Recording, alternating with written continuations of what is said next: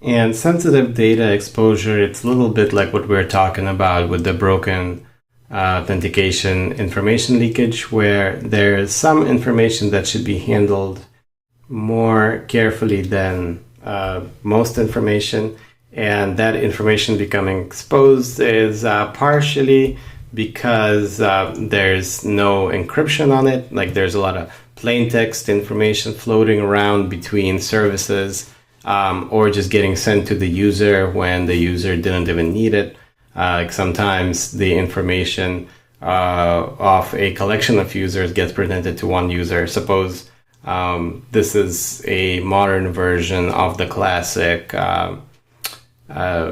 email, reply all email, where you can suddenly see hundreds and hundreds of different email addresses in the CC line instead of it being put on the BCC line in an email. And so nowadays, suppose you go and you search for some records on a website, and the record comes back with your information, but it also comes back with the list because it matched other people who have similar names, and it shows you their address and phone number or something along those lines. That's not because of encryption, it's just because data is being returned when it shouldn't. There's too much data. The matching and the searching is too liberal. Or suppose somebody is looking at their cookies in their browser, and they see that if they unencode it using something like base64 or hex or something like that, they can see the information that the company that put the cookie in the browser has about them, and they can use it to query the system for information about other users.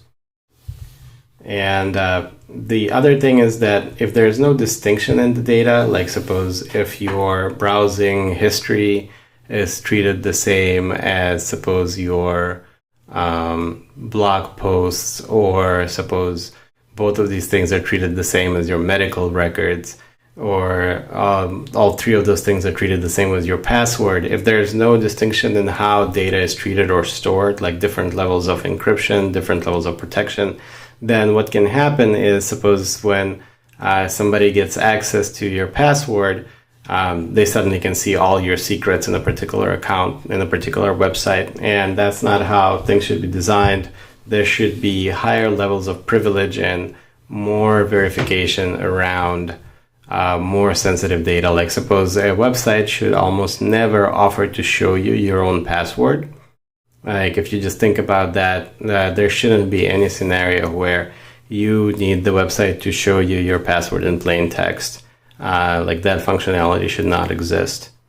And that's something where the information might be stored incorrectly. Like suppose if a website and a web application is able to unhash and unsalt your password or other sensitive information, or suppose they when you're editing your credit card, instead of just saying, okay, update your information and we're going to store it for you, it just says like, oh, you mean this credit card number, this full credit card number we're showing you, how about you change it now that we've shown you the whole thing. You know, like they should never be really storing those kind of things in plain text, or really in a format where it can be brought back to a user that easily.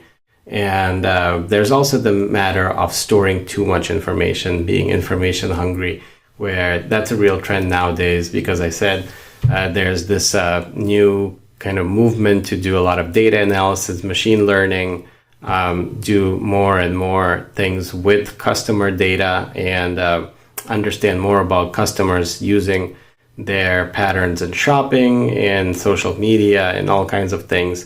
And that results in a lot of data being stored that then now it becomes a burden for somebody to store it properly and to not make it available to users who aren't authorized. And that can result in information not being kind of segregated behind the right protections, and more information getting exposed to attackers than needs to, and resulting in larger and larger breaches when they occur.